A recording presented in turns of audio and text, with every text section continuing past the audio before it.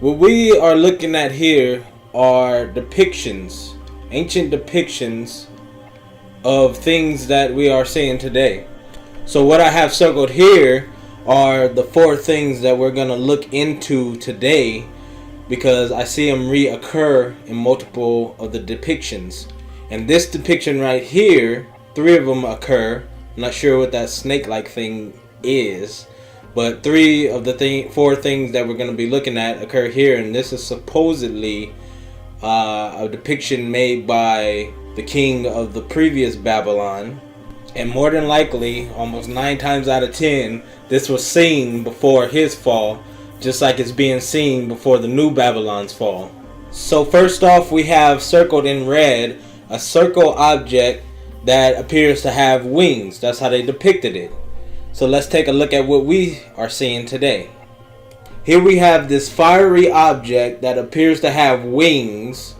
And as you can see in this next part of the clip, it has a circular-like object between the wings.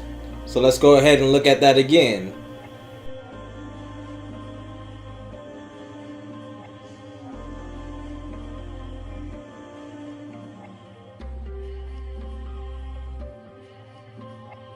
Okay, so we're going to stop it right there.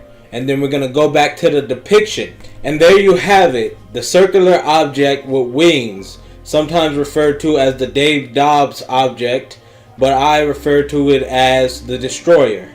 So next on our menu is the object circled in purple. Now I filmed this in our sky on, I believe it was in 2018, and here's the video clip that I made of it. Now I'm not sure exactly what this is, but I do know that we're seeing it in our skies.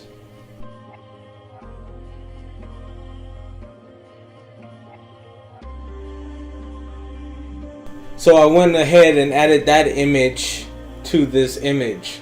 And the next thing we're going to focus on is right next to it, which is circled in green, the U-shaped object. And at first I thought this was a crescent moon in the shape of a U, like through some sort of eclipse. But then I remembered the solar eclipse from New York, and here's the video on that. So this is the sun rising in New York. Someone filmed it because there was the eclipse that day, which was last year on June 10th. So June 10th, 2021. This is how the eclipse, the partial eclipse, appeared in New York. And as you see, as it's coming up, you'll get your U-shaped object.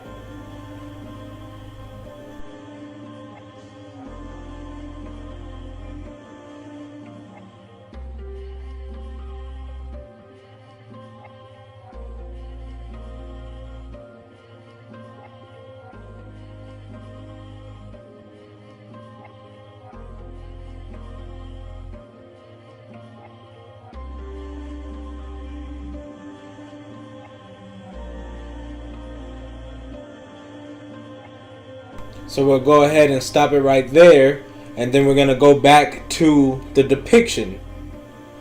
Now for the last section that we have circled on this depiction, I believe it either to be the lava pits of planet Hell or the meteorites that's flying overhead. But I'm more leaning towards the lava pits on planet Hell. So we'll go ahead and take a look at them right now.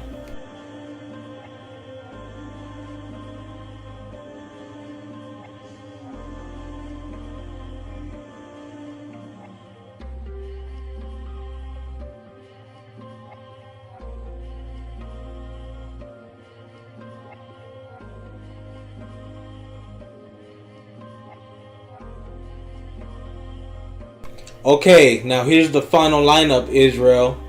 Now, is that a coincidence? I don't think so. Now, if the last Babylon seen this before their fall, then if we're seeing it in this new Babylon, then the time of the Gentiles is soon. Coming to a theater near you, Israel. Welcome, everyone. Today, we're diving into an intriguing topic. Do eclipses hold prophetic significance? With the upcoming solar and lunar eclipses in March 2025, many are wondering, could these celestial events be omens, as foretold in the Bible's book of Joel? Are they signs of divine intervention, warnings of impending change, or simply natural occurrences that have fascinated humanity for millennia? Stay with us as we explore history, prophecy, and science to uncover the truth behind these cosmic events. Throughout history, celestial phenomena such as solar and lunar eclipses have captivated human imagination and often been interpreted as supernatural messages. Ancient civilizations from the Babylonians and Mayans to the Chinese and Greeks believed that eclipses were omens of great significance. Some saw them as warnings of disaster, while others viewed them as signals of divine displeasure or shifts in the balance of power. Kings and emperors sought the guidance of astronomers and priests to understand these events, sometimes altering decisions based on their interpretations. Religious texts, including the Bible, frequently reference celestial occurrences as harbingers of major events. The book of Joel, for instance, states, "The sun shall be turned into darkness, and the moon into blood, before the great and terrible day of the Lord come." Joel 2:31. Leading many to speculate that eclipses may be linked to prophetic fulfillment.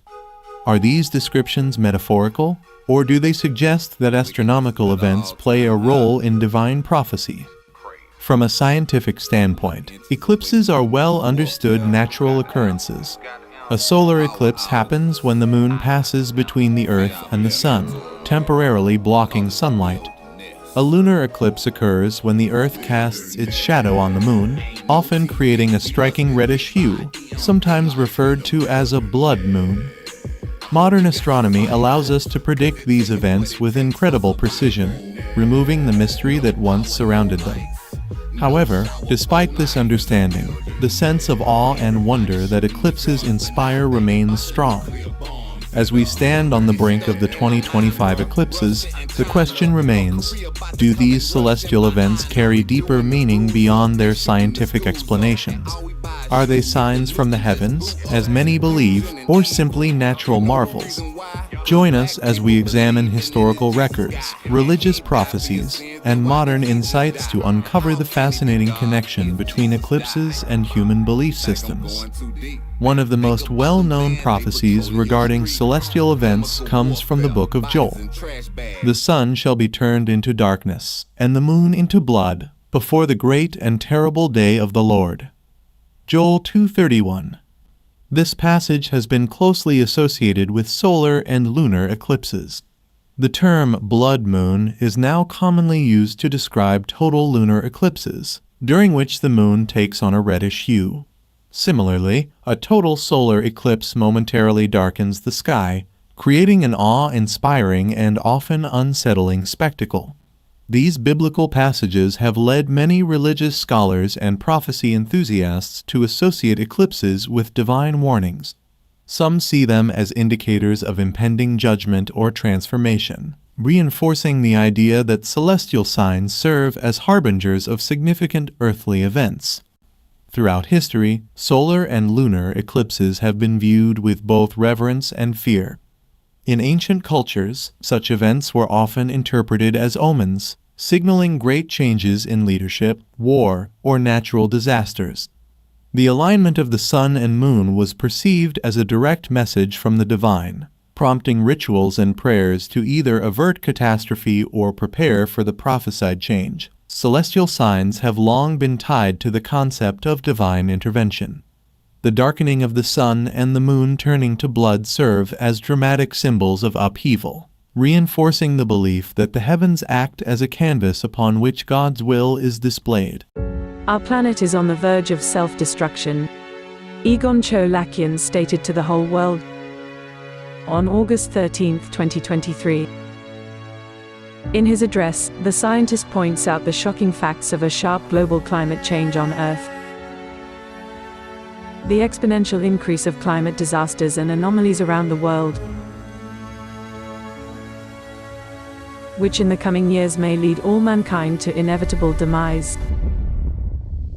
Based on this statement, the monitoring team of the Climate Crisis Channel decided to collect data to examine the overall picture of the ongoing climate events. The period of time from August 13th to August 19th inclusive, just a week from the day of the scientists' address, was taken. Some of the natural disasters discussed below began earlier than the period we selected, and some continued even after it. Such events include intense rains in the states of Himachal Pradesh and Uttarakhand in India, which led to catastrophic floods and landslides. As of August 14th, within just a few days, nearly 60 people have lost their lives due to the natural disaster. These horrifying images of houses collapsing one by one have left us in shock. It is hard to imagine what people have experienced and how much these events will affect the lives of those who managed to survive. At the same time, floods of no less terrible scale were occurring in Russia's Primorsky Krai. As of August 13th, at least 65 settlements were affected. The total number of flooded houses exceeded 4,000. During the same period, the news repeatedly reported on active or new wildfires in Yakutia. On August 16th, a new outbreak of wildfires began in the province of British Columbia, Canada. In some areas, the flames came dangerously close to towns, causing the evacuation of about 20,000 residents. On August 15th, wildfires broke out on the Spanish island of Tenerife. A couple of days later, they got out of control. As of August 19th, about 12,000 people in several settlements were evacuated. At the same time, the Turkish media raised alarm, reporting that water reserves in the reservoirs supplying Istanbul would last only for 2 months. As of August 16th, they were filled to only a third. Then there are other large-scale events that also took place between August 13th and August 19th. On August 13th, the volcano Etna in Italy began to explode violently, while turbulent mudflows raced through the streets of Turin in the opposite part of the country. At least 2 people were killed and 15 injured when a tornado accompanied by hail struck the city of Yancheng in China's province of Jiangsu. On the same day, a powerful sandstorm hit the town of Al-Mafraq, Jordan. The next day, in another part of the Persian Gulf, disaster struck Oman. Downpours flooded the Ramlat al-Wahiba desert, transforming the lifeless appearance of sands into lakes. In the city of San Pedro Sula, Honduras, rain turned streets into rivers in just 40 minutes. Over the same 24-hour period, severe thunderstorms with gusty winds and hail hit Minnesota, USA, and Ontario in Canada. Meanwhile, wildfires broke out in the northwest of Houston in Texas, USA.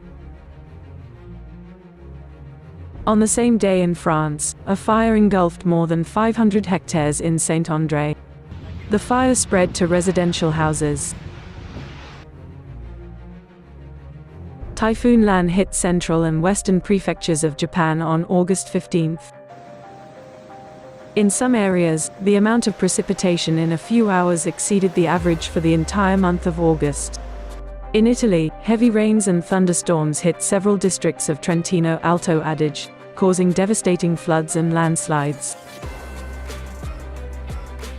On this day in the state of North Carolina, USA, hurricanes left more than 65,000 customers without electricity. A tree that fell during the fury of the storm took a person's life right inside a car.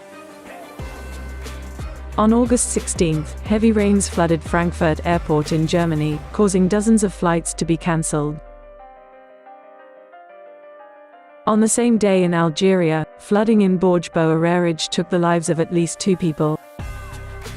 And in Turkmenistan, a powerful earthquake with a magnitude of 5.2 occurred. Underground tremors were felt in several districts.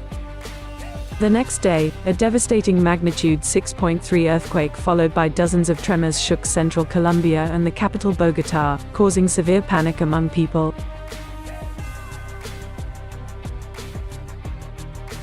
In the evening of the same day, storms in southern Germany left behind severe flooding and destruction. In Argentina, thunderstorms and hail caused chaos in the Buenos Aires province.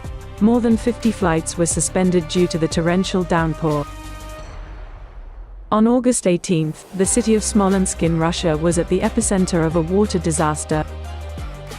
Same happened in Dongguan, Guangdong province in southern China. On the same day, eyewitness videos about the terrible storm in Kuwait appeared online. Climate change is giving Italy no break. A seismic swarm was recorded in the area of Campi Flegrei. The strongest shock was of magnitude 3.6. In total, more than 100 earthquakes have already been recorded in the region. This week was full of wildfires, and already on August 19th the forests of Greece began to burn. The flames broke out near the city of Alexandroupolis and the population was evacuated as a precaution. The situation is complex. I have not encountered such a large fire front for many years, said the governor of the region of Eastern Macedonia and Thrace. Imagine, all these events happened within just 7 days. Psalms 107, 25 through 27. For he commandeth and raiseth the stormy wind, which lifteth up the waves thereof. They mount up to the heavens, they go down again into the depths. Their soul is melted because of the trouble. They reel to and fro, and stagger like a drunken man, and are at their wits' end. Many of you may have been following this, but there have been deadly tornadoes that have ripped through several states, leaving a path of destruction. This is some very alarming stuff because whenever I see these things happen, it shows that the power of the Most High is in action. And it's definitely one of those times to make sure that you have your house in order, because when the Most High rips up and tears down, he does it, and he does it thoroughly. Not to make light of this at all, because we have seen these things. We have seen the devastation that they have left behind, and many lives have been destroyed. Anyway, I want to share with you what is going on for those of you who have not been following this, but it makes me think about what Job said. Job said, when I consider what he is able to do to me, I am afraid of him. Anyway, take a look at this, and of course, you know I will be right back. Tornadoes and wildfires leaving towns devastated across the South and Midwest. Oh, it's here. It's here. A twister caught on camera in Rolla, Missouri. A father and son watching from their car as it passed right by them. Across the state, at least a dozen people reported dead. You can see this tornado also barreling through the city of Tuckerman, Arkansas. The Drope family's home destroyed in the second tornado to hit their neighborhood in less than a year. There's a silence that happens before a strong storm hits you. And I said out loud, oh no, it's not good. In Alabama, things also turning deadly. Near Mobile, at least 3 people killed, including Anita Owen's mother. You wouldn't think just a wind and tornadoes would do this much devastation. An EF2 tornado with winds up to 120 miles per hour, throwing this empty school bus onto the side of the Winterboro High School. The roof and many of the walls gone. Oh, man. Oh, no. And at least 3 people dead in Tylertown, Mississippi, a tornado shredding neighborhoods there. In Oklahoma, powerful winds fueling wildfires that have destroyed nearly 400 homes. ABC's Maria Villarreal is near the town of Norman. You can see right behind me the damage that was done to this meadow. And now the same area of Oklahoma is facing another round of critical fire danger in the coming days. And the fire threat is still a big concern, with more than 50 million Americans on alert for fire weather conditions today across 12 states, from Texas to the Dakotas. Rena Roy, ABC News, New York. As you can see, that area was left looking like a war zone. Like I said, when the Most High does that ripping and that tearing, there's absolutely nothing you can do. And that's just one area of the country. But this thing has ripped through several states in the country. It ripped through several states. Take a look at this. In Winterboro, in that area of Talladega County, an 83-year-old man was killed while inside his mobile home. The National Weather Service found damage consistent with at least an EF2 tornado. Our team coverage continues there with ABC 3340's Valerie Bell. As you can imagine, it's been a very difficult day for the community. The damage is extensive. This is the old Winterboro High School, and the area around it is also devastated. I've had basically called me.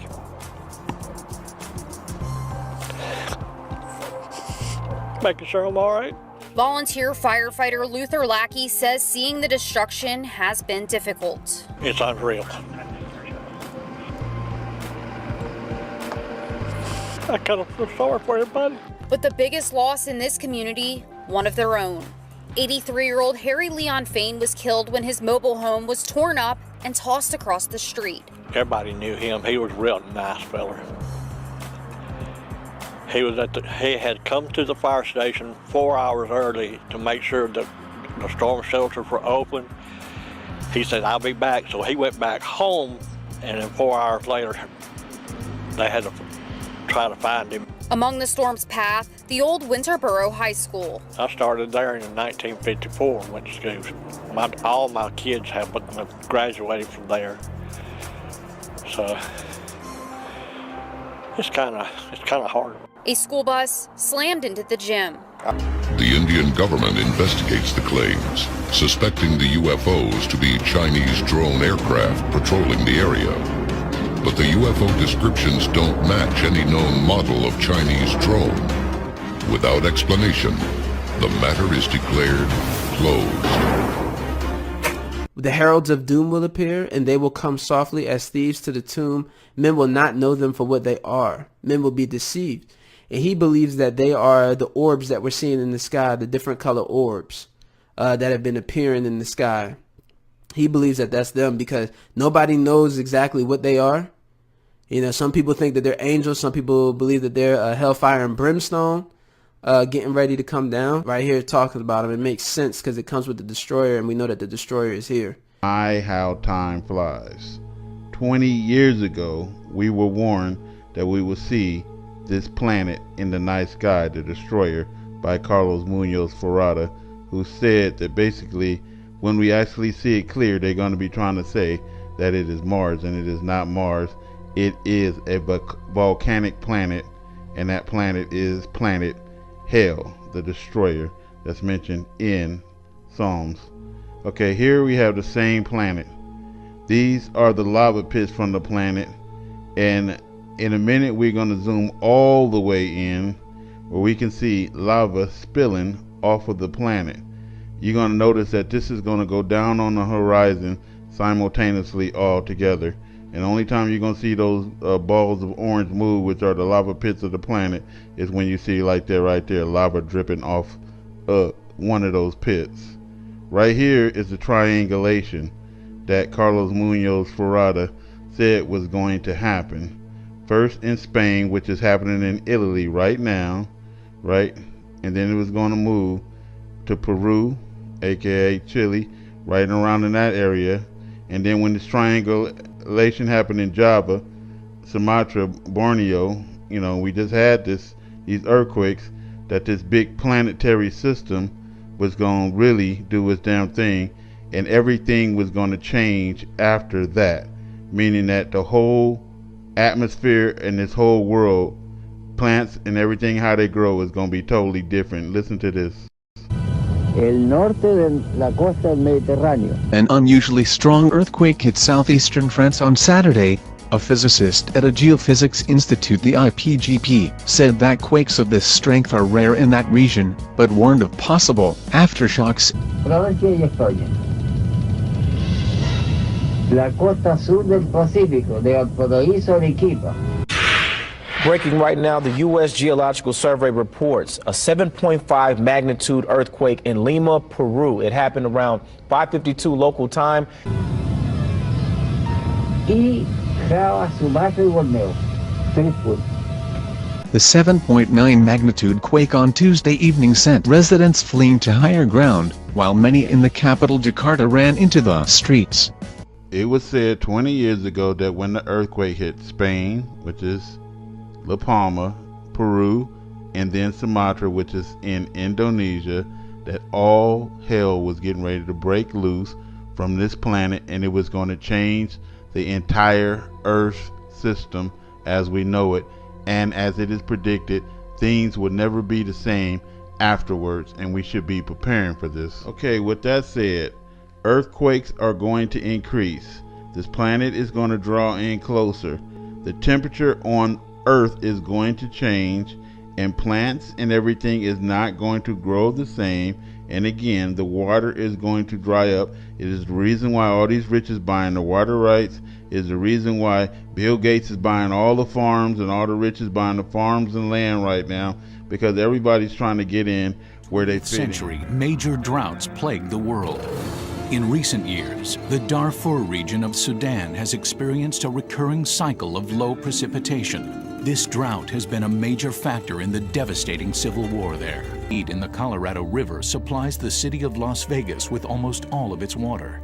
And the Imperial Valley in Southern California, considered one of the most important agricultural centers in the United States, relies almost completely on water from the Colorado River.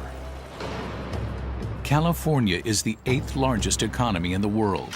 Without water, farm productivity and urban water use across the entire Southwest could dry up. There have been a lot of schemes, ideas that have been generated on how do you move water, for example, from the Great Lakes to Western Texas. But I think as these conflicts become more severe in the future, we're going to have more of these schemes identified, and people are going to try and promote some of these ideas. But even with the intervention of new ideas and conservation efforts, a multi-decade drought in the West would be a major catastrophe. What occurs in that sort of a scenario is that the first year of drought certainly affects the economy of people. It draws down the reservoirs, it draws down the water supply that's available in streams. But the conflict between agricultural and urban and suburban water needs is bound to increase as the length of the drought increases. It's going to be a big conflict issue. And basically, in order to survive, they got to get rid of the carbon emissions, which is you. Our oxygen levels are already going down in the air. You see these people fainting and passing out left and right. It ain't just because of what's being injected in people. It's because it is less oxygen in the air as this thing arrives in its dust cloud and everything else. It is messing with our atmosphere. You got to think about it. They talk about EMPs blowing nukes over the city to knock out the electrical grid. But would they just be doing an EMP to bring oxygen to the air when this planet come in so close? We have to think about what they're saying, because they're saying to do it to Mars, but what are they going to do that right here on this Earth so that they can continue to breathe God's air? Listen to this. But eventually you can transform Mars into an Earth-like planet. How would you do that? You'd warm it up. Just warm it up. If you with want, a blanket or with what? How would you warm Mars up? You know, it's a the long fast way away from the sun. There's the fast way and the slow way. Okay. Give me the fast way. The fast way is drop thermonuclear weapons over the poles. So they believe that if you drop thermonuclear weapons over the South Pole and the North Pole, it is going to bring in an atmosphere and it's going to heat up the planet enough so that plants and everything can grow over a 10-year period of time. And I believe that when this planet comes and start knocking out our oxygen, because it is on fire, you add a fire and to any damn thing, it's going to suck the oxygen out of it, right? And so in knowing that, they also is chemtrailing the skies, and people think, oh, they chemtrailing the skies just to hide the planet. No, they chemtrailing the skies to block all of the radiation and everything that's coming from the planet, so that plants and everything will still have a chance to grow as they hide what is inevitably coming for their doom. Everybody been warned, man. And just like I said, this information I give to you right now is 100% correct. The planet has triangulated. The planet is moving in closer. This is why the wars is getting ready to happen, and everything is going down. The economic collapse, the wars, everything is all going to go down at once.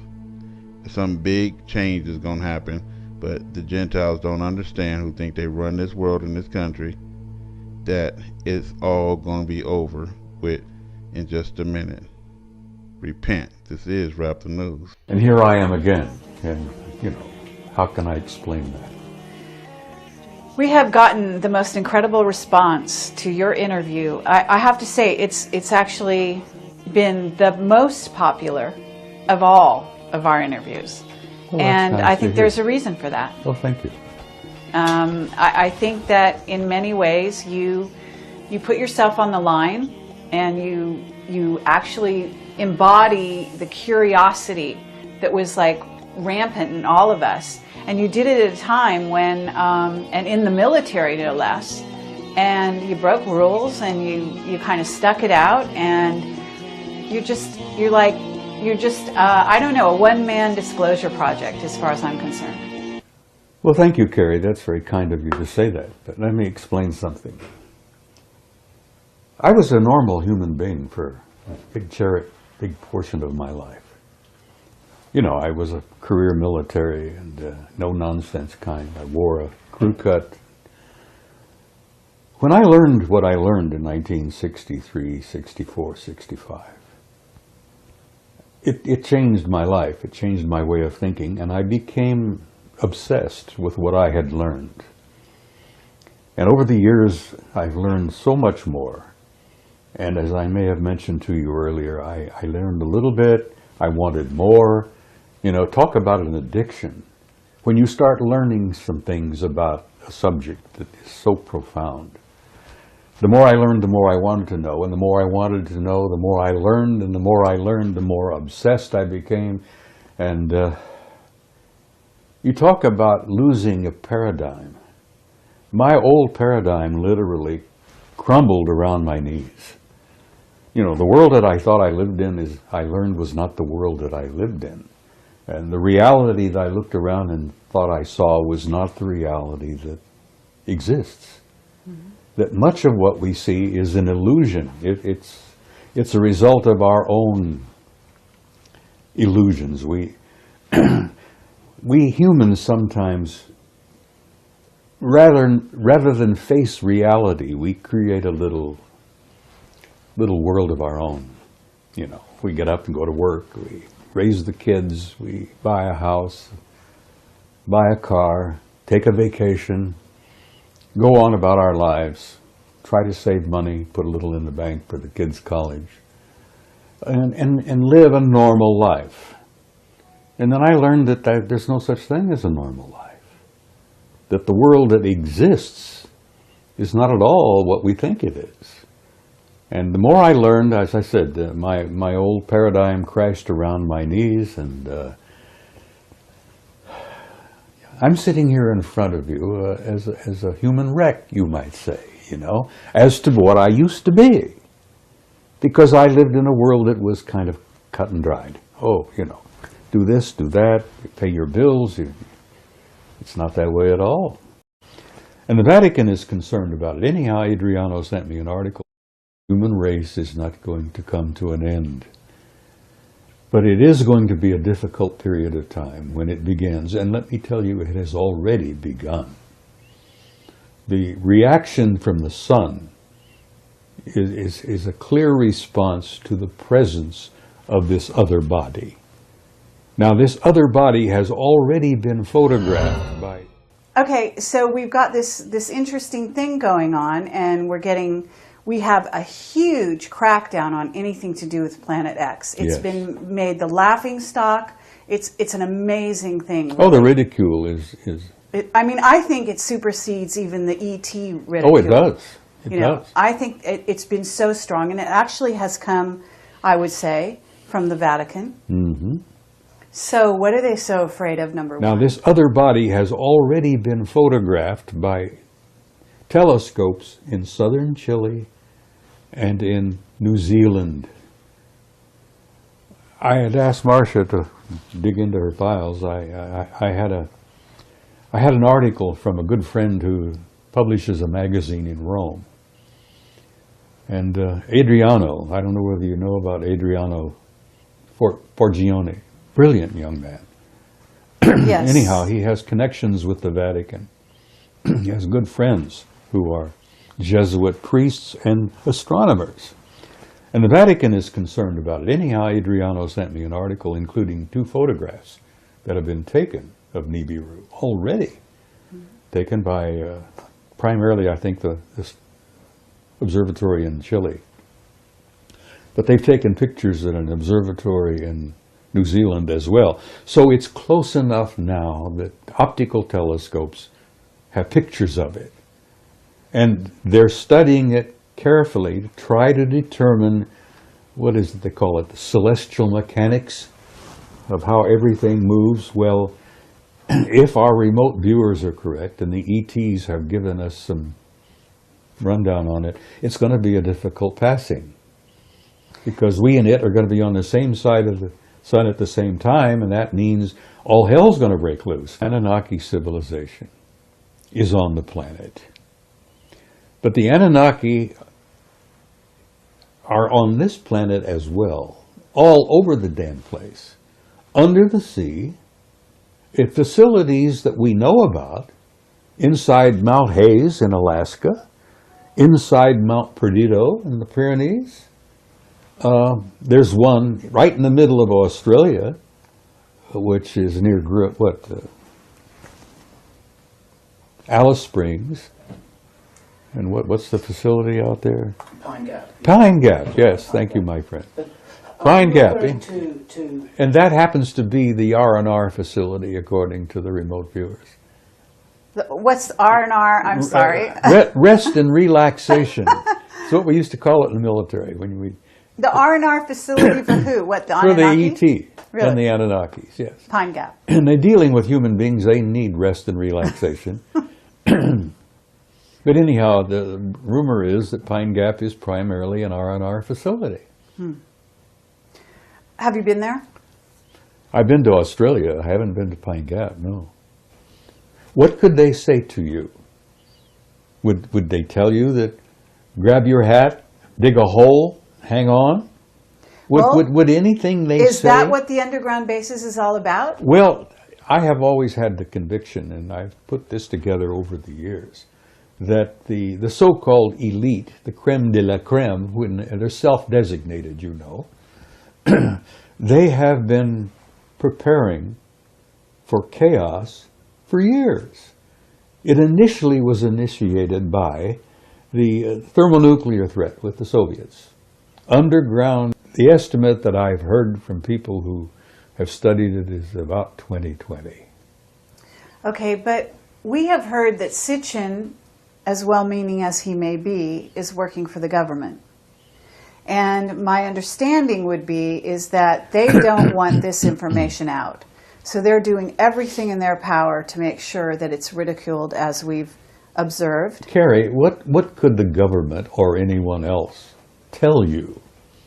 What could they say to you? Would they tell you that grab your hat, dig a hole, hang on? Would anything they say... Is that what the underground bases is all about? Well, I have always had the conviction, and I've put this together over the years, that the so-called elite, the creme de la creme, when they're self-designated, you know, they have been preparing for chaos for years. It initially was initiated by the thermonuclear threat with the Soviets. Underground, fallout shelters where we could go. We have our own air conditioning. We can have our own food supplies and our own water supplies. That was a program that began that I worked very closely with when I was with FEMA over the years. I've been in underground facilities you wouldn't believe. Mm-hmm. And there are facilities everywhere that are not known. I mean, there's a big facility right under Fort Huachuca here in Arizona. I mean, a massive one. Never come out. I'm telling it now, but, you know, there's a deep, massive underground facility under Fort Huachuca. They're all over the place. And I went to a Department of Energy school at Camp Mercury in Nevada. That was the first time I visited Site 51. They'll say it has an orbit of 3,600 years. So it's out there, it's on its way back in, right? According to the Sumerians in Sitchin, apparently it is. And if you're a student of history, as one of my majors, its last pass was 1600 BC. The Sumerians and Sitchin and all of those say it has an orbit of 3,600 years. Mm-hmm. So as like many of us, you know, I count on my fingers and toes and figure out, well, 1600 BC, it has an orbit of 3,600 years. Wow, it's due. Well, apparently it is. So now, why are they keeping this a secret? Because you're an expert on secrets. Listen, every time Nibiru would make a pass, it was not always devastating. Mm-hmm. It would depend on whether the planet Earth and Nibiru were on the same side of the sun at the same time. Mm-hmm. And if we were on the same side of the sun at the same time, all hell would break loose on planet Earth. Well, apparently, last pass triggered the explosion of Santorini, Thera, the volcano in the Mediterranean and the Aegean Sea, blew its top, brought to a close the great Minoan civilization. Among other things, it affected Egypt. It's all in the records, apparently. There are even historians and theologians who say that Santorini's explosion is exactly what you're reading about when the plagues and all hit Egypt that allowed Moses to get the Israelites out. But if you look at 1600 BC and figuring that was a relatively recent pass, it's due now, and apparently the guys in the astronomical observatories know it. And that, again, is above top secret. Let me give you a tiny example. For a number of years ago, there were two brilliant guys working at the Naval Observatory in Washington. Tom Van Flandern is one, who I hope you've interviewed. No, but yeah, please continue, and we'd love to do that. He's no longer with the Naval Observatory. The other one was the chief astronomer at the observatory, a brilliant man by the name of Robert Harrington. Right. And Harrington gave an interview to Zecharia Sitchin a number of years ago. I think it was 91 or so. Mm-hmm. Where he came right out and said, Dr. Sitchin, we are interested in this because it ties in perfectly with the work you've done on the Sumerians and the ancient planet Nibiru. He said, we found it, it's real, we have photographs of it.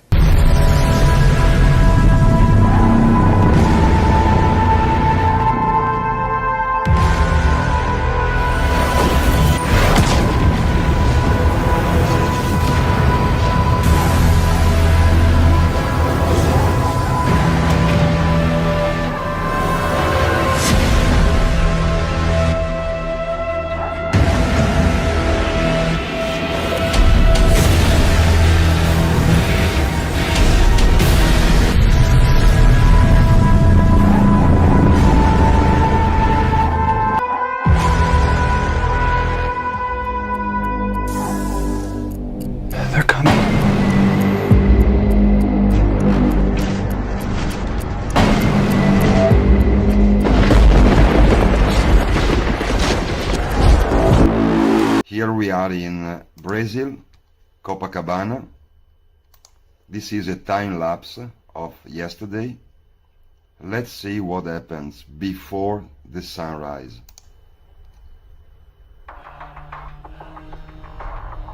Let's see again.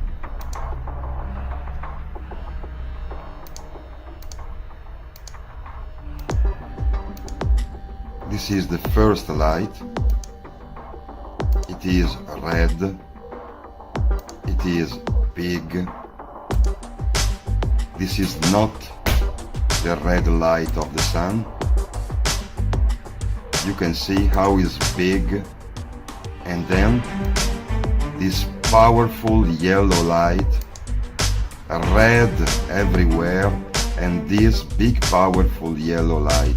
I think this is the light of the second sun, and this big red light comes from this big planet called Planet X or Hercolubus or Marduk or the Destroyer. This is, I think, what you are seeing with this, the second sun. They are very close.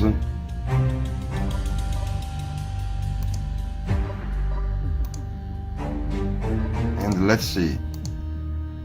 It is all red, and 2 minutes later, nothing.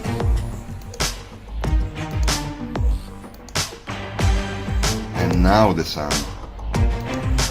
But you can see, when the sun is rising, there is no red light. The light is very tiny. Where does this big, powerful light come from? This is not the sun. This is really what is coming. Let's see how is red all the water. This is a giant. This is not a small planet. This is really what is happening and what we will see with our eyes. Let's see how is big, all red, and this big light. Just to inform you about what is coming.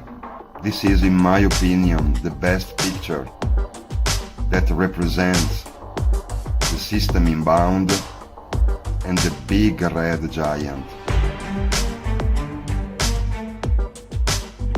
Hello everyone, this is Dr. Dennis, and I want to welcome you to this special presentation.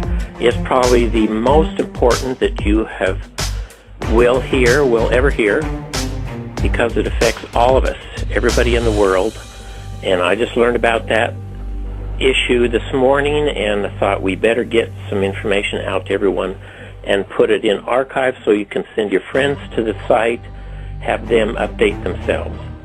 We are talking about, folks, a major event that has been suppressed through the media and through all information outlets. I have with me a specialist who is totally knowledgeable. I'll ask her to explain her background. We're not going to use names at this point, but there are some pictures that will be attached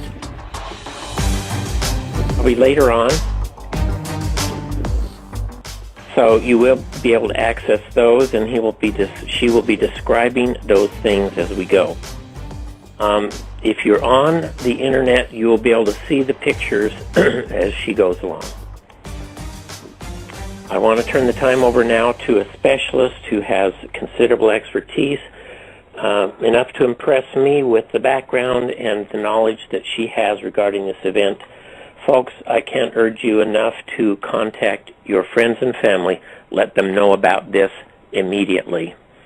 Time is of the essence. In fact, we are out of time now to prepare for this. Okay, please proceed. Thank you for being with us. Thank you. My name's Patty Broussard. 7 years in the military, former sergeant, missile systems, communications, satellite uplinks, that sort of thing. Did a lot of work for NASA, as well as places like Lockheed Martin, Polaris, and whatnot. Built robots, all that. We currently have inbound our second sun. We are a dual sun system. Our second sun, it comes around every, 32 to 3,600 years.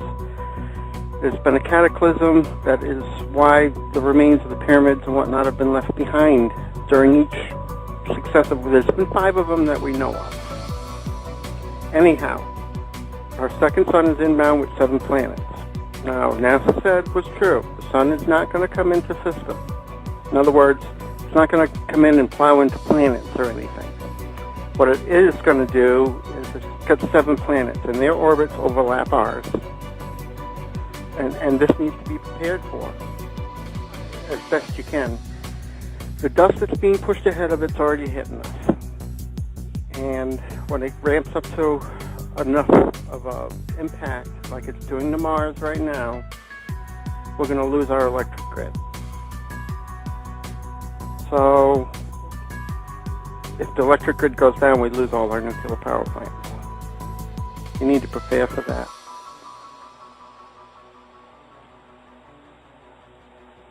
Basically, it's underground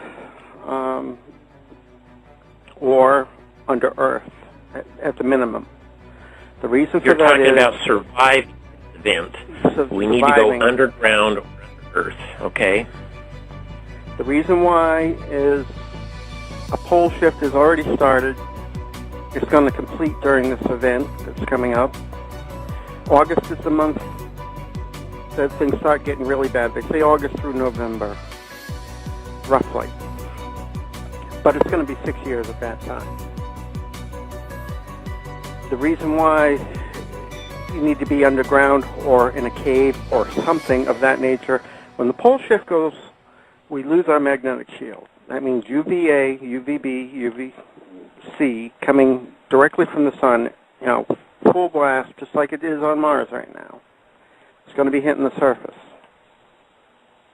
You don't want to be out in that. As will microwaves from the sun.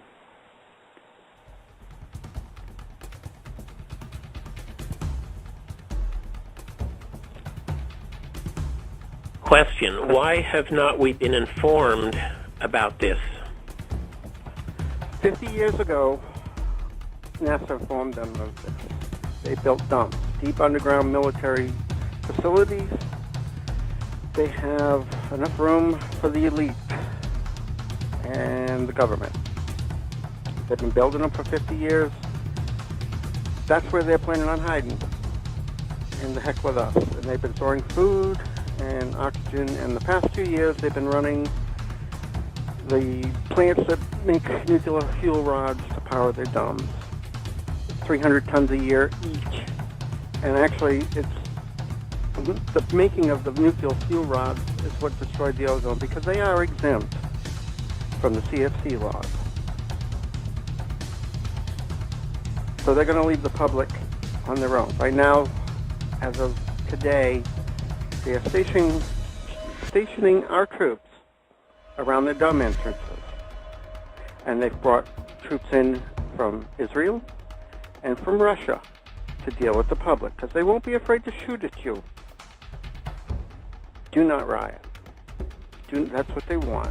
Obama wants to institute martial law to round up any people who protest and put them in the FEMA camps. That's what they were built for.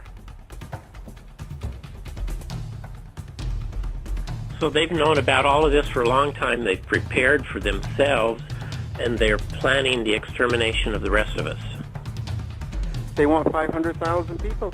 That's on the Georgia Guidestone. We need to put labels on them so we know what we're looking at.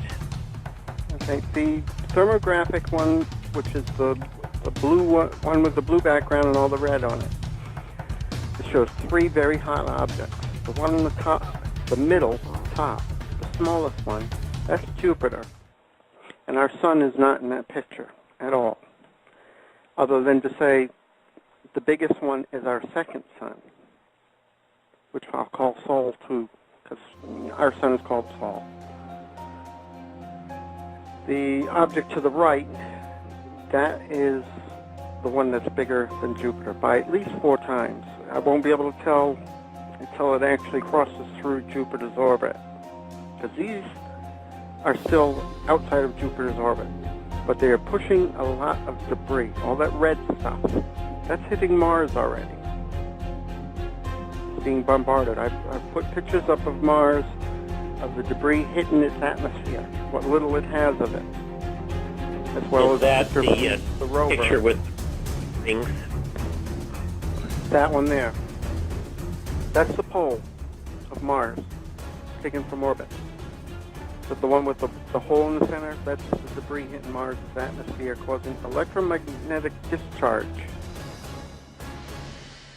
Some interesting details in regards to the passing of Siding Spring when it went by Mars.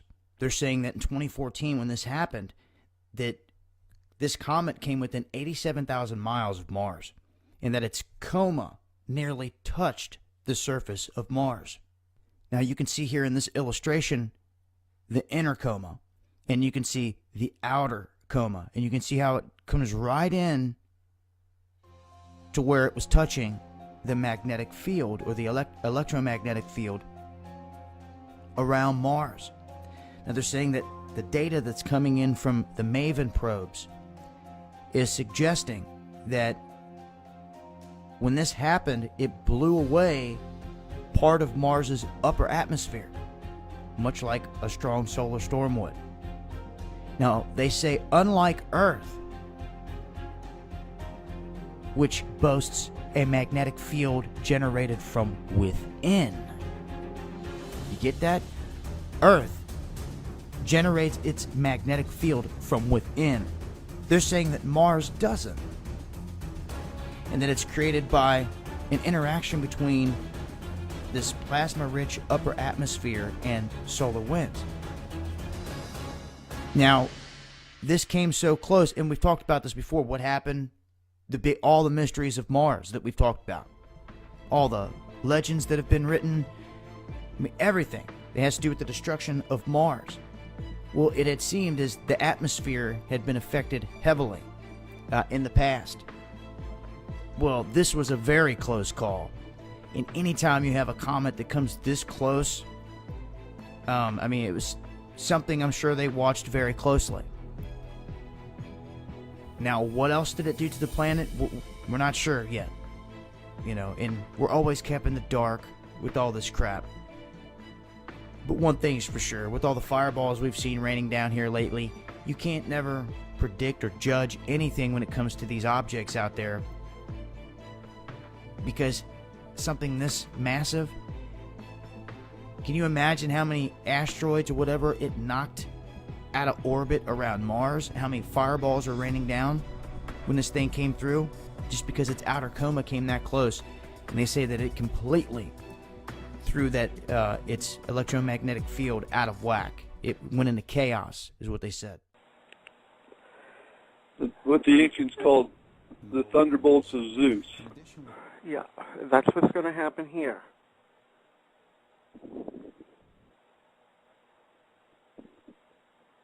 Only worse, because we have an actual atmosphere. And a lot of electric stuff running around on the ground, telephone poles are going to catch fire. And the wires on them will melt and hit the ground. This is already happening.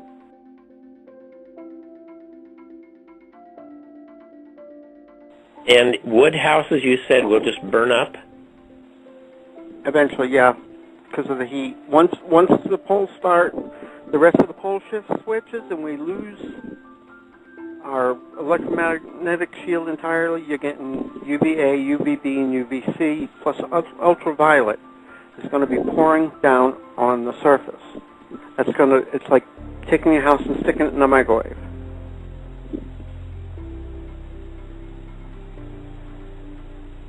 I don't know if Dr. Taylor is aware that the pioneers were not permitted to build houses of wood.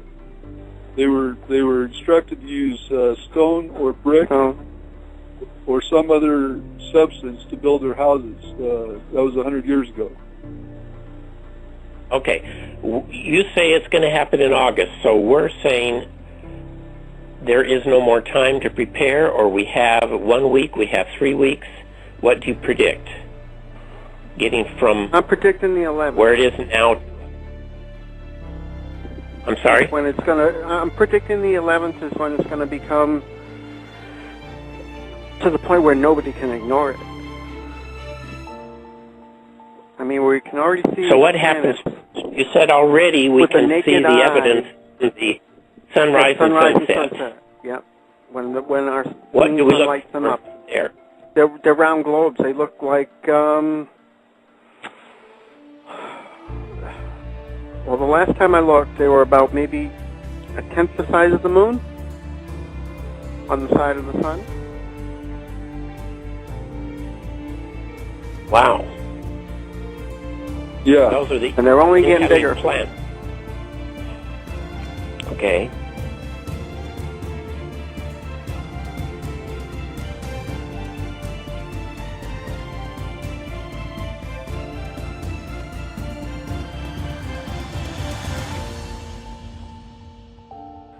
And like I said, the one that's supposed to swing by us, which apparently it does every time, is more than 4 times the size of Jupiter. I think people want to talk about today is this Clark, this interstellar comet. Right? I mean, yeah, big news. I don't see Clark. Oh, maybe he's still sleeping. Dad. Some of Clark's larger fragments are now expected to enter our atmosphere. That's right, and others are just... What are they saying? More of the same. I bet you it's going to make a heck of a show.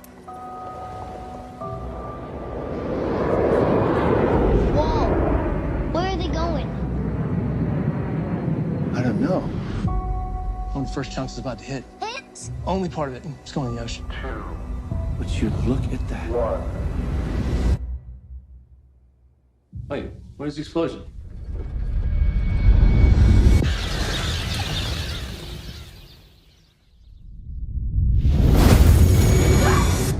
We now are getting word that the fragment has hit Central Florida. Oh my God. Wait, are some more pieces gonna hit?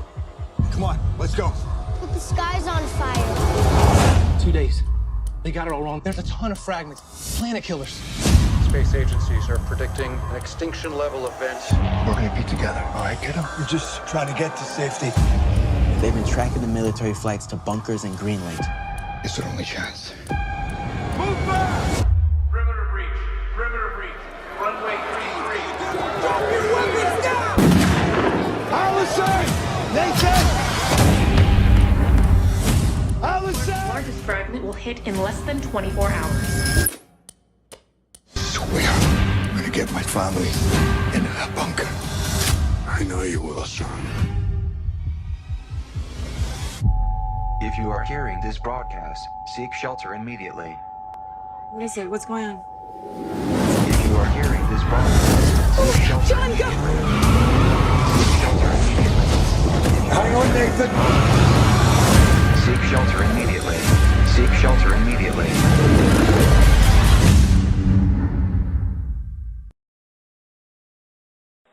The worst of the fallout from Fukushima that hit the West Coast was putting out numbers in 700, and that's Bakersfield, California. And they have over 100 people a week dying there. And this has been going on for 2 years.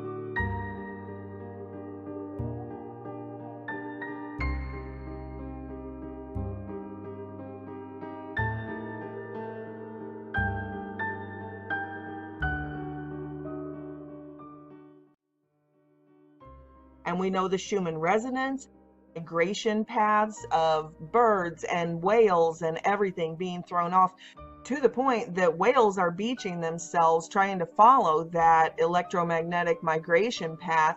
And when they're rescued and taken back out to the ocean, they will turn around and beach themselves again, trying to go that same direction that they can't go anymore. And as always, the pole shift is not a conspiracy theory. Just look it up. Even the airports have to repaint their lines because of the change in the magnetic field right here. Airports worldwide have to change the numbers of their runways as magnetic north moves about 60 kilometers a year. So even the mainstream admits there is a pole shift. That's the definition of a pole shift. Magnetic north is shifting, and that's quite a bit, 60 kilometers a year. And I think it's more than that now. And we know the Schumann resonance is spiking. That's the actual frequency of the Earth. Think about that. The frequency realm, the dimension that we live in, is suddenly going nuts. It started in about 2014. Before that, it always seemed to resonate around, what do they say, 7.83 hertz. And that's alpha brainwave frequency, which is associated with a state that's easily hypnotizable, associated with meditation and things like that. So it affects our brain function, which most of you know if you've watched my channel and any of my videos about the multiverse and how the different dimensions work and all of that, that it is all about frequency. And we can access other dimensions. In fact, we're accessing 5 dimensions with our 5 senses right now. 5 different frequency ranges that we're perceiving 5 different ways, not in totality, but we compile those with our brain to perceive what we call this world. And we say it's 3 dimensions, but it's actually probably closer to 5 dimensions that we are living in right now. So when the Schumann resonance changes and our brain waves change, we are literally going to change worlds. When people talk about the rapture or being enraptured and all of these types of things, we need to take this seriously because this is happening in our lifetime. And there are a lot of people tracking that, but Mr. MBB333 on his website, he has an entire section devoted to tracking the Schumann resonance. And he's sort of my sky watcher. He's my go-to guy. I support his ministry, and that's where I get a lot of my Skywatch news. So I recommend you go and check out his videos. And Blue Kool-Aid, he's really on top of things too. But anyway, you can see just from the thumbnails on these graphs and the dates that these were posted that this has been ongoing. The last one here 2 weeks ago, we had a major event all the way back to 1 year. It was up to 40 hertz. 40 hertz from 7? This is no small deal. I mean, look, it's completely whiting out the graph. And it's just mind-boggling. Look at this. A few thousand people, 13,000, 28,000, a handful of people compared to the billions on Earth are even paying attention. The very frequency of our reality is changing, of our matter, the dimension we live in. This is monumental. This is of biblical proportion. But these changes, these electromagnetic changes and the Schumann resonance and all of that, they don't just affect the human body, they affect the Earth as a whole. And from the looks of this declassified document that the CIA has been hiding since the 1960s, the shadow government has known this for a long time. They have known about the changes that the Earth goes through on a cycle. They knew this was coming. That's why they launched all of the propaganda campaigns like global warming and all of that type of thing. They have to subdue the masses, give them an explanation so that people don't stop going to work and people don't stop paying their taxes. And in the meantime, they can milk it for all it's worth. They're building their underground bunkers and their dome homes, and they've plotted all of the safe zones. And to pay for all of that, they just wanted to implement even more taxes, carbon chits and all sorts of gas taxes and everything else, just to keep robbing us, to keep us poor and in the dark, while their families have been preparing for the crescendo of this cycle for decades and decades and decades. And I personally believe that they have the records. You know, the Vatican archives, they went around during the Crusades and gathered up all the records from every civilization on Earth. So it's my contention that they've always known that this cyclical event happens and that they prepare for their families. Like the leftists, those of the left-hand path, always say never let a good crisis go to waste, right? Yeah. So this isn't the first New World Order. In fact, on pages 7 to 9 of this classified document, it talks about the ancient gods, right? They're telling us that it's all mythology, but at the same time, they found this text so dangerous that they classified it and made it secret all of these decades, because it says that this same type of cataclysm happened during Noah's era. Vishnu, Osiris, if it's all mythology, why would they have classified this document? You never want a serious crisis to go to waste. And what I mean by that, it's an opportunity to do things that you think you could not do before. Never waste a good crisis. And when it comes to the economic crisis, don't waste it when it can have a very positive impact on climate change and energy security, and that's what we're trying to do. Yes, so crisis is a chance, and thank you for your answer, and I may inform you and you that the European Parliament has finalized its legislation concerning climate change in December, and we were waiting for the new administration that we have the leadership together. 30 winters ago, the war tore a hole in the sky. Only a few survived. Our only hope is in my hands. Take off the pack, nice and slow. Put that hand on me again, you won't get it back.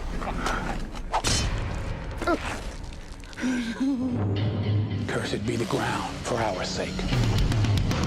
For out of the ground we were taken, and to the dust we shall return. I told you you weren't going to get that back. These lost cities on the ocean floor. Yet for some reason, mainstream science will not acknowledge the records left by our ancestors. The records left by our ancestors are very clear that there was a global cataclysm where the firmament was broken and waters from above the biosphere flooded in at the same time that massive earthquakes and everything shifted and broke the earth, which was Eden, into puzzle pieces, which now we call the continents. It was one big Pangean continent.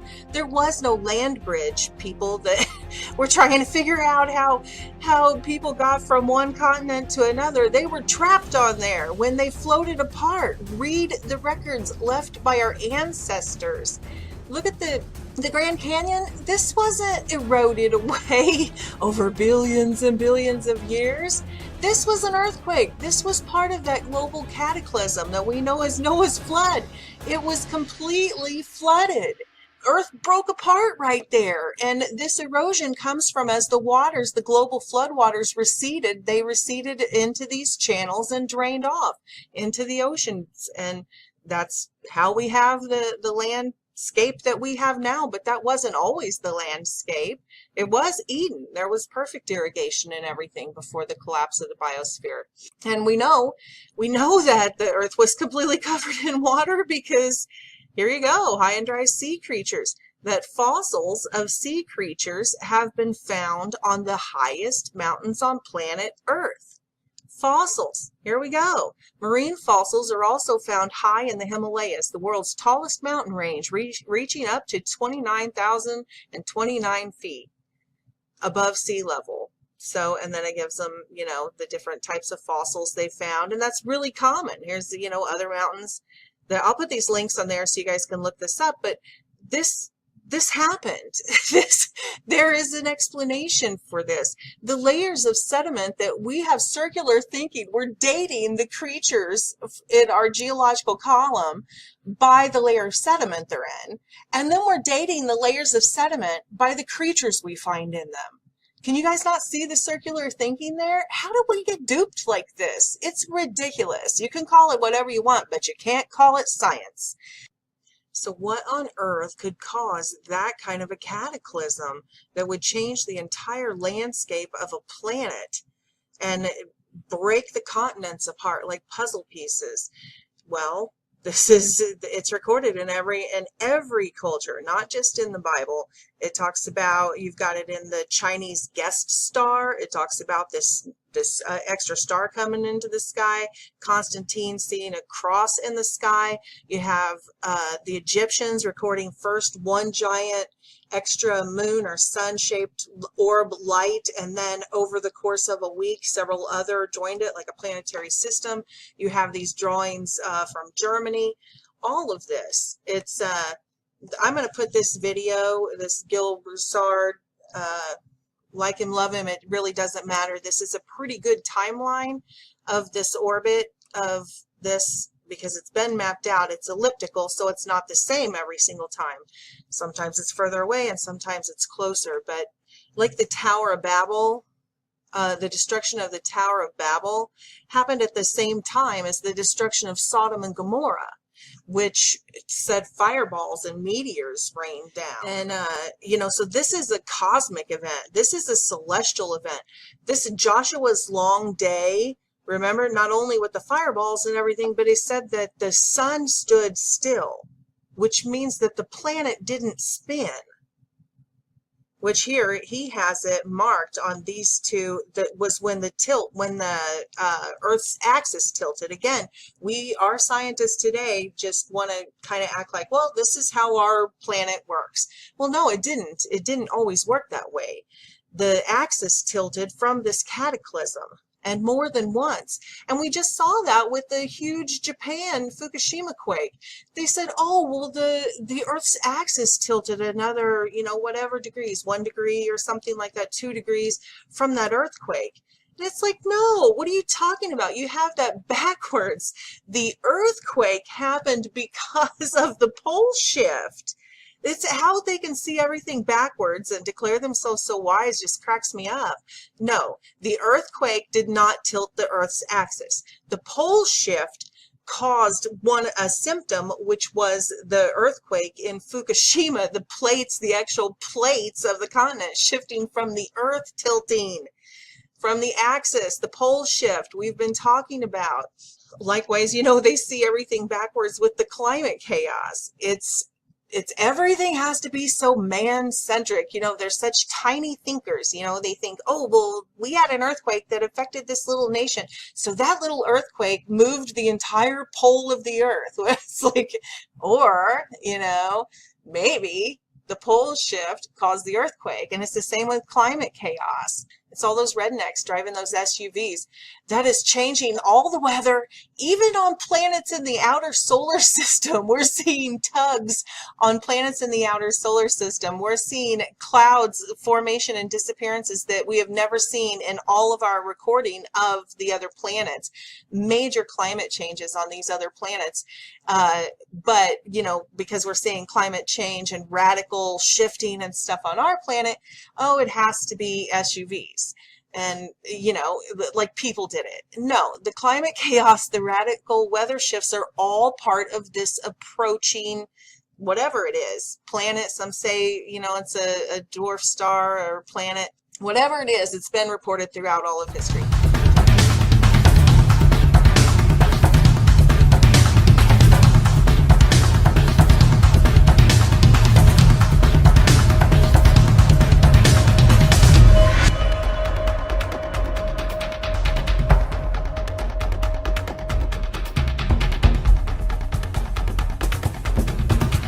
Be invaded from all sides. It say America will suffer a devastating blow, and they right all your nations of the earth who had these so-called slaves, or had these slaves in your, like the Bible said, if the slave get caught in your hand, when Messiah come back, you in trouble. I think that's in Genesis. We are in your hands. We still in bondage. You know what I'm saying?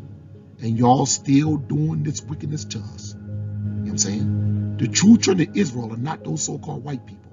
When the sky is red, the mothership Nibiru is here.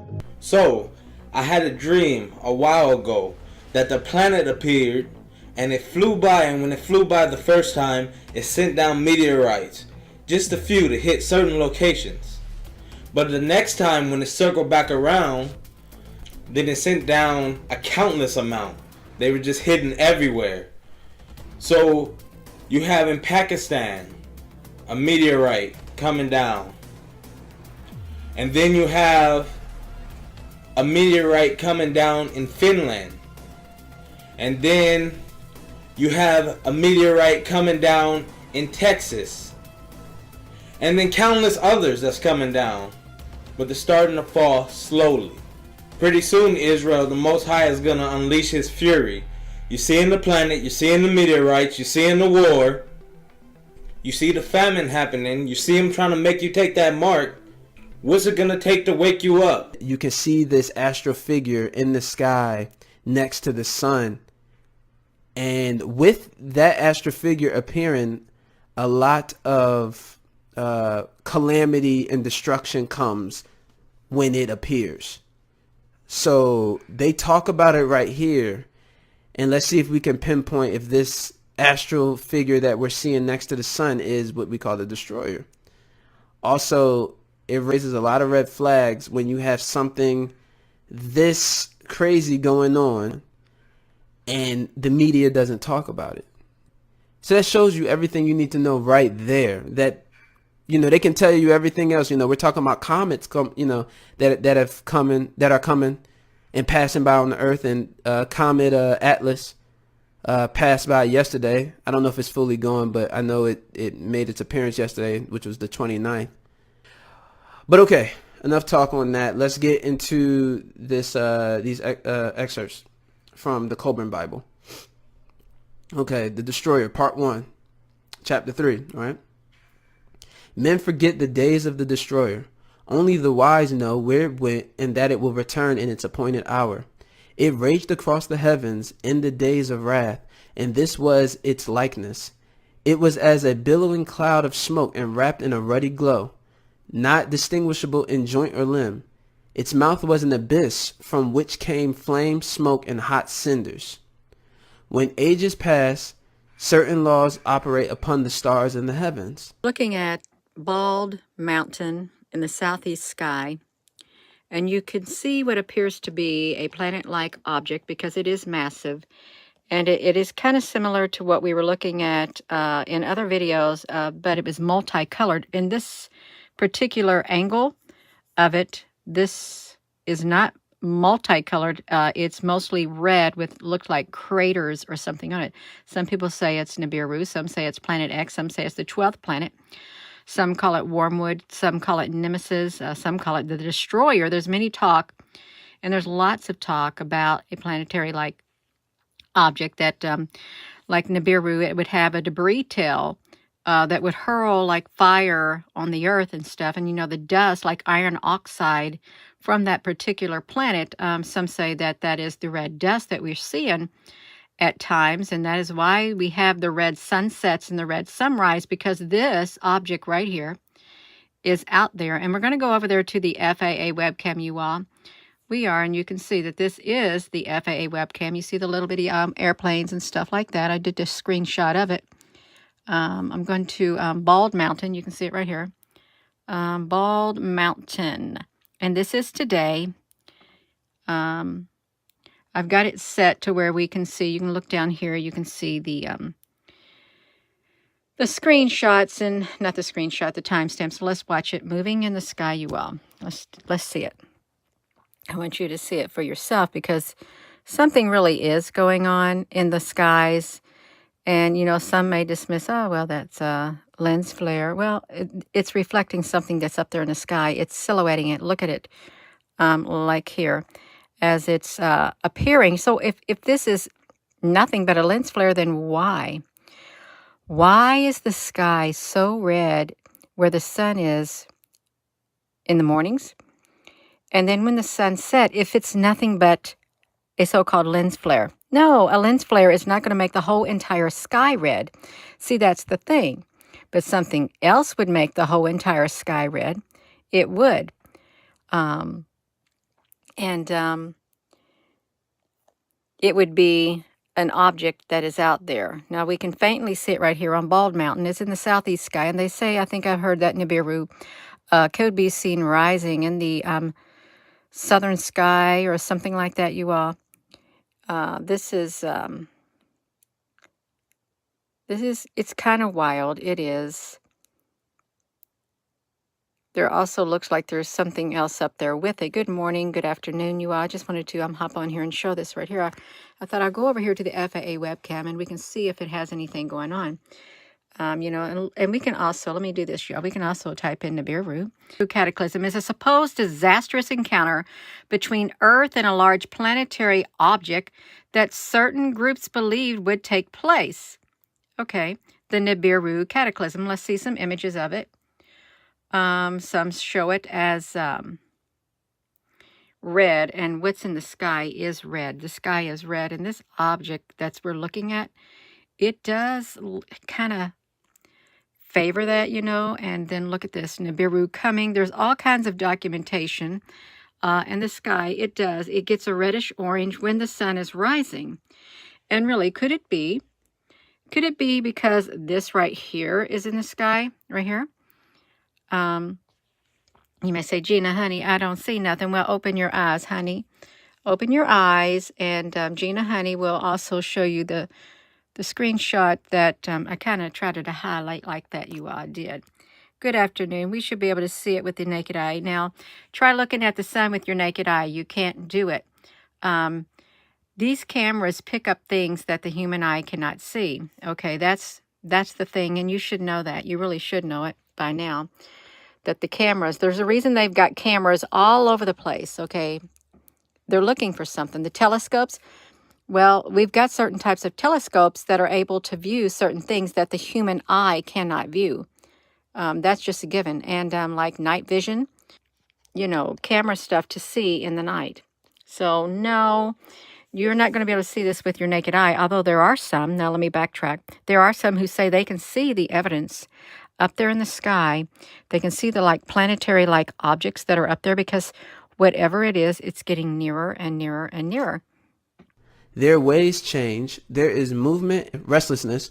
They are no longer constant, and a great light appears redly in the sky. When blood drops upon the earth, the destroyer will appear, and mountains will open up and belch forth fire and ashes.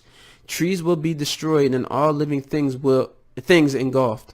Waters will be swallowed up by the land, and seas will boil. The heavens will burn brightly and redly.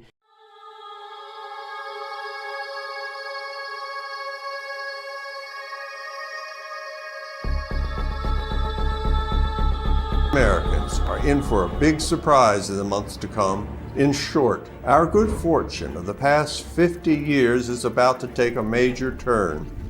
All the wise men of America are warning of tough times for Americans in months to come, especially for business owners and stock market participants. For example, Oracle of Omaha Warren Buffett, the world's most influential economist Jeremy Grantham, legendary investor Charlie Munger, CEO of JP Morgan Chase Jamie Dimon, and the famed investment guru Michael Burry, all are predicting tough times ahead. They are of the opinion that the United States economy is deteriorating fast due to persistently rising inflation, a potential recession, a collapsing housing market, an interminable war in Eastern Europe, supply chain interruptions, and so much more happening around us. But regular predictions of Michael Burry are very interesting and have a 95% success rate. On August 12, 2022, he warned investors that a bear market rally is almost complete and we're heading for a new bottom. And you would be surprised to know that since that date, the market is down almost 17%. The next support level is 10,000, and after that, 7,000 for NASDAQ. He cunningly sold 99% of his holdings before this dead cat bounce rally ended. As Dr. Michael Burry says, it's like doomsday is coming.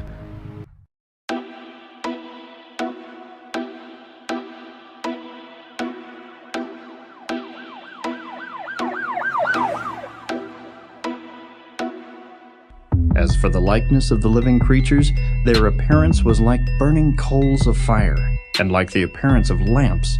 It went up and down among the living creatures, and the fire was bright, and out of the fire went forth lightning. And the living creatures ran and returned as the appearance of a flash of lightning. The National Solar Observatory in southern New Mexico is closed, and no one seems to know why. Aura, the company that co-manages the observatory in the town of Sunspot, along with NMSU, did not give a reason for it. Local authorities say they were told last week it was closing temporarily for safety reasons, but don't know much more. People who live in nearby Cloudcroft are just as puzzled. The university conducts research. Why do you think the slave said, swing low, sweet chariot, coming forth to carry me home? You ain't talking about a slave ship. Slave ships float. But if you're asking something to swing low, it has to be flying high. So 3,000 years ago, located 700 miles south of Cairo and the Giza Plateau, at a place called Abydos, there's written on the ceiling beams of the New Kingdom Temple, y'all ain't with me, carved in stone, images of flying contraptions. Y'all can't see them from there, but you get the DVD and we'll zoom in on them for you. Here you see a picture of a helicopter. Y'all not seeing it. There you see a submarine. Here you see an airplane. Y'all with me? Then I got to go back to the other page because it's something that they didn't talk about. There's another object on this particular form where you find this airplane, helicopter, and submarine. And it is a acorn-shaped object. Did y'all hear me? And if you look very carefully as we zoom in, this acorn-shaped object has another smaller acorn-shaped object hovering underneath it. Y'all call them UFOs. We call them IFOs because they are identified flying objects. These are wheels in the middle of the wheel that Ezekiel seen. This is the bomber plane and the mother plane. They seen it in Africa long before the white man ever started flying. Okay, but if there are craft, there are beings. Okay, people have asked me about, I call them vehicles, okay? Right. Now, I did not call them objects. That was too neuter for me. Okay.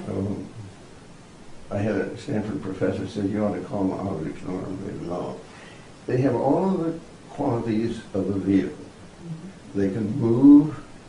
You know, they're just like a missile or anything like that. So that much we can say about them, for sure. Okay. So I'm calling it a vehicle. Okay. Okay, somebody comes along and says, well, now where would you manufacture one that's 2.5 Earth lengths long? And that's a hard question to answer. So are you not positing the idea that those vehicles contain, beings who are, maybe like us?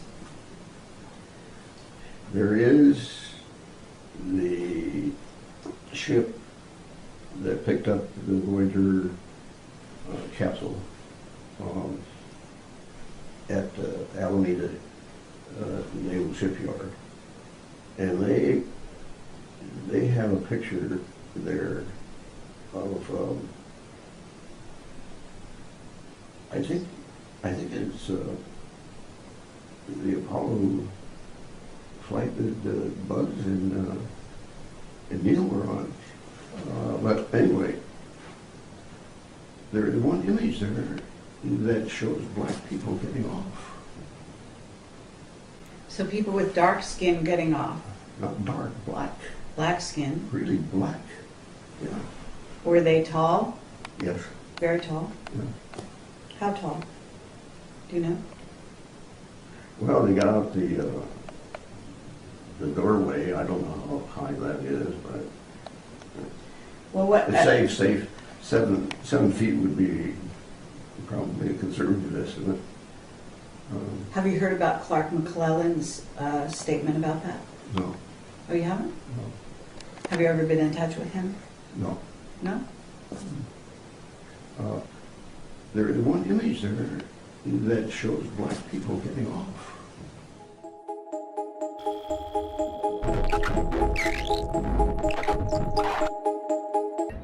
Went out there and I took a picture facing the eastern sky with the sun rising.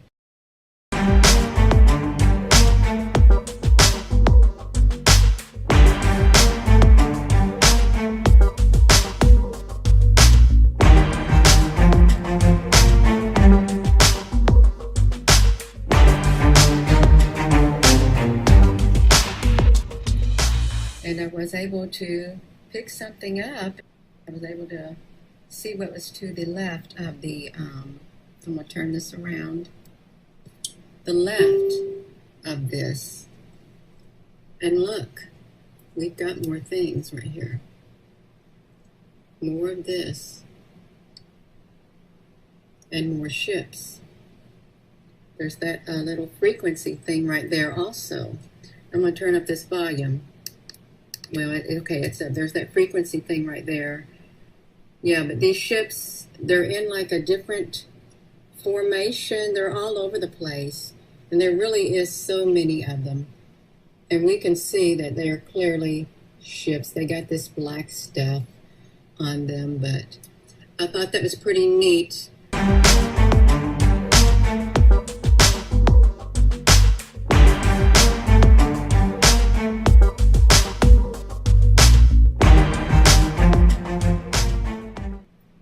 And what I'm showing you before people, you know, some people can't zoom up that well, and this tends to be able to get you a closer view of what we're looking at up there in the skies. These things are out there, or I would not be capturing them. We may not be able to see them right now with our naked eye, but I'm sure we will eventually see these things, and they are on my timeline. See that? These photos, and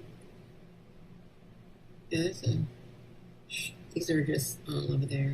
See, now you can see why Esau shut the observatory down, why he shut all those different webcams down, okay?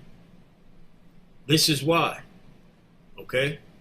This is exactly why. This is how clear it was to the people that, you know, follow, that go to observatories, that look out into the heavens, you know, these different amateur astronomers and things like that, people that record what goes on into the heavens, on that's their hobby. Those are things they love to do.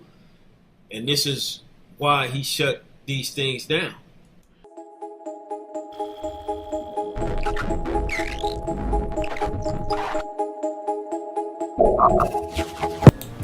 It does make me wonder why certain areas are more susceptible to tornadoes than others.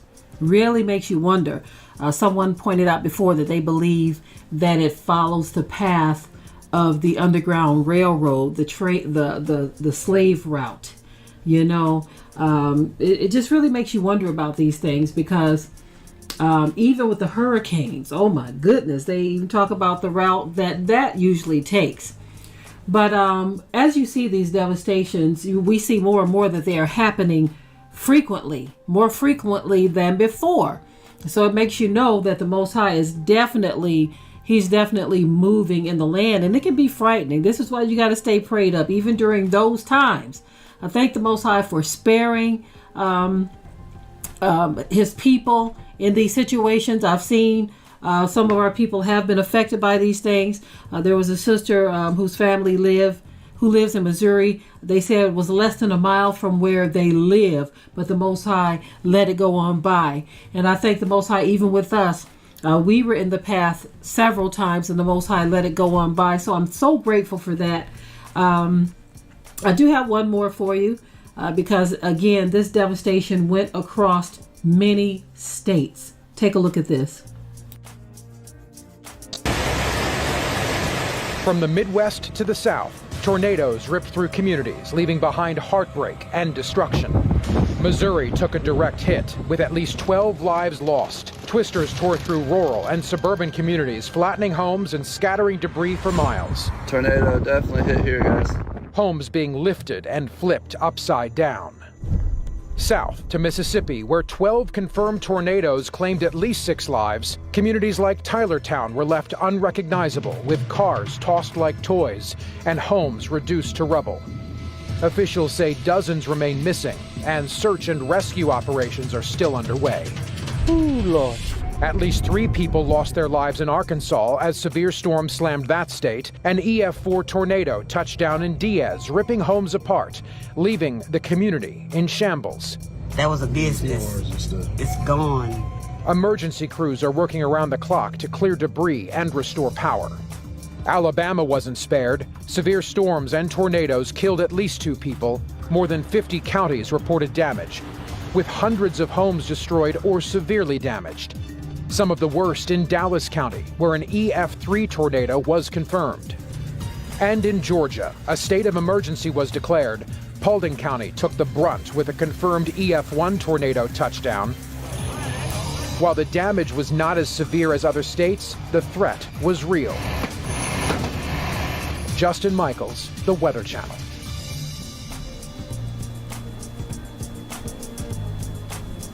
Well, you see how many states this thing passed through? This was a devastating, of course, it was probably several different tornadoes, but that was a lot of storm activity that swept through many states. So I'm going to close this out by saying this again.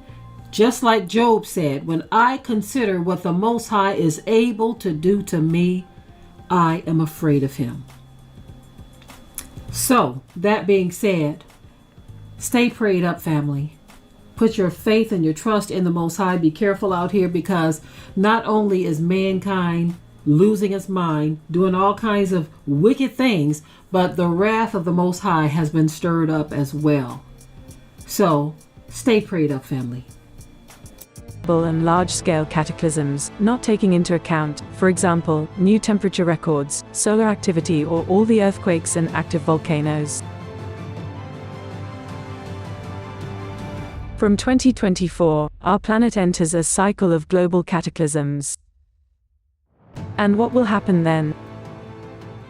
As a humanity, we are not ready for this, neither scientifically, nor morally and humanely.